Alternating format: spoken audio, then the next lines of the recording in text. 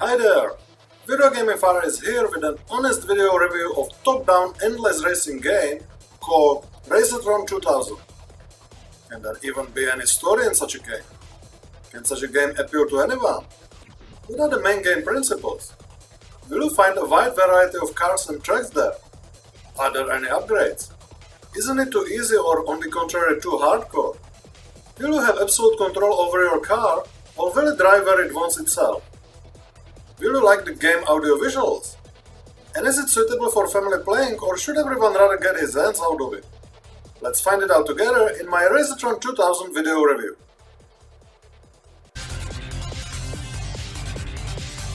So, the story of Razortron 2000. You are the special agent whose cover has just been blown and you need to drive for your life as fast as possible. No, wait a minute. You are actually a cab driver who needs to get his customer to the airport before his flight departs. Or maybe you are the hired driver who needs to deliver the package which content he has no idea about to the mysterious client as soon as possible. Does it sound good? If so, it's because I just fabricated everything. There is really no story at all, so it's up to you to use your imagination and think up something to explain what you are doing and why. Just like in the good old days. Or to accept that you are doing it just for the score and fun like in the good old times. Okay. Let's leave the non-existing story part and have a look at the gameplay.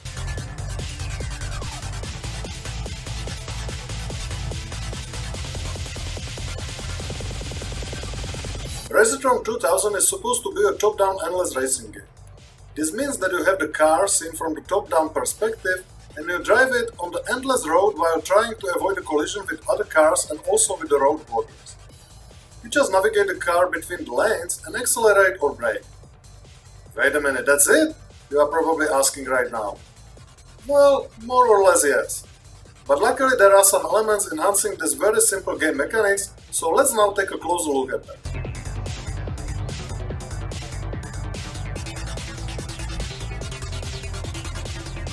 The first thing you do in the game is to select your car.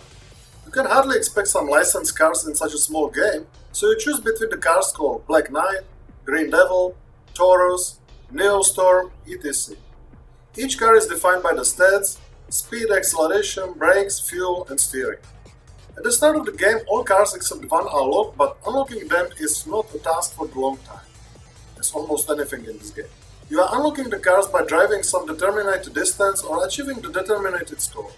So let's select the basic one and hit the road.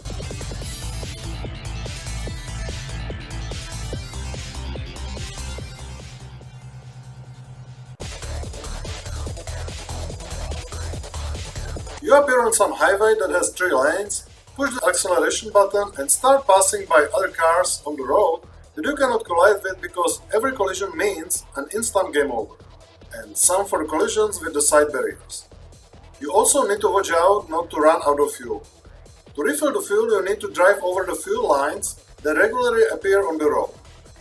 There are also some power-ups on the road from time to time, shield which grants you temporary invulnerability, lightning temporarily making the game speed faster while zooming out the wheel, turtle temporarily making the game slower while zooming the wheel in, and gas pump refilling your fuel. As you progress through the game, the traffic becomes heavier and the road width narrows down. The road also changes the angle a bit to make the driving harder. And that's mostly it. So what's your motivation then?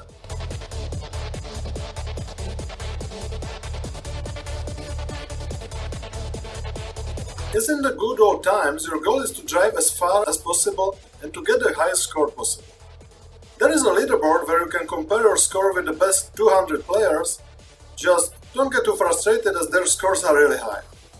The simple principle based on the highest score worked on the coin-up machines back in the 80s and I must say that it still works. Okay, Razortron 2000 is not a game that you would spend long hours with, but it's still good for short relaxing sessions. How about the cars and tracks?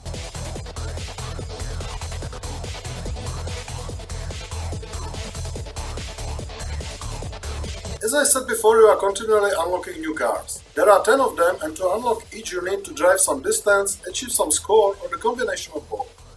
I have not felt a big difference between the car's driving abilities, but there is another factor that makes the car selection more interesting. Each car changes the whole ballet of the game. which means that it affects not just the color of your car, but also the color palette of the whole track, which is a truly refreshing idea. This actually saves the track from not being so monotonous, as there is just one endless track and you discover the new parts only if you get farther than in previous runs. So the variability of cars and tracks is nothing special, but thanks to this original feature it's not a total disaster. How about the game difficulty and controls?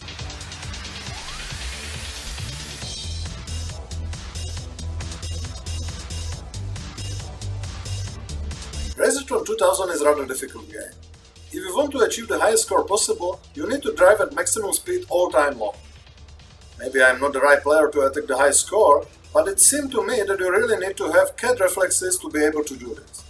When I started to use the brake, or at least release the gas pedal, I was able to drive much longer distances but with lower scores. So the difficulty is actually as high as you set it by yourself. Sooner or later you will make a mistake anyway, but the game mechanic is based on it, so I can hardly complain about it. Luckily the game controls are responsible enough and car reacts to your commands promptly, so everything is okay here. You just need 4 directional keys or analog stick and that's it. How about the game audiovisuals?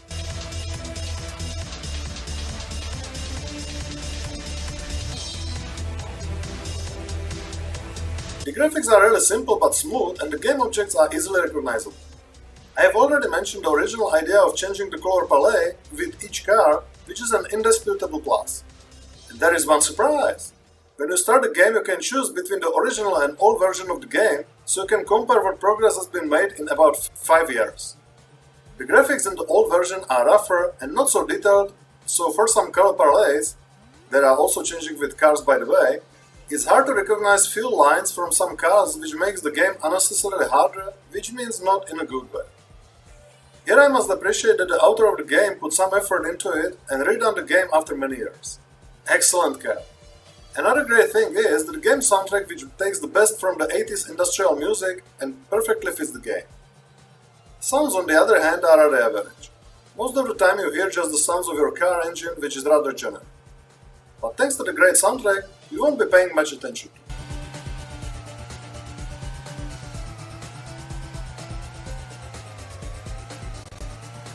So, can such a simple game attract your attention? There can be seen a lot of enthusiasm and effort put into this game. The pros of the game are the instant gameplay, simple but addictive game mechanic, presence of power-ups, leaderboard, 9 cars to unlock, different color palette for each car, changing difficulty, simple and responsive controls, smooth graphics and great soundtrack. On the opposite side are the creeping stereotype due to the game's simplicity, just one endless track which is always the same, and boring sounds. Thanks to the very fair price, just €0.79 on Steam, the game is ideal for short sessions spent with your kids by trying to break the records. However, it would be more entertaining yet if the game has split-screen multiplayer, and the absence of it I consider a minus. On the other hand, I appreciate the effort and excellent care of the game by its author who remade the entire game after more than 5 years to make it more user-friendly. Despite its simplicity and resulting threat of early stereotype, I must appreciate all the effort, fair price, and suitability for fellow gaming fathers with their families, and thus I'm giving Razortron 2000 thumbs up and VideoGaming Father's index 6 plus out of 10. Still recommend it. Thank you for spending your time with my video review, and if you have enjoyed it, please do not forget about thumb up and subscribing to my VideoGaming Father's channel. Hope to see you soon!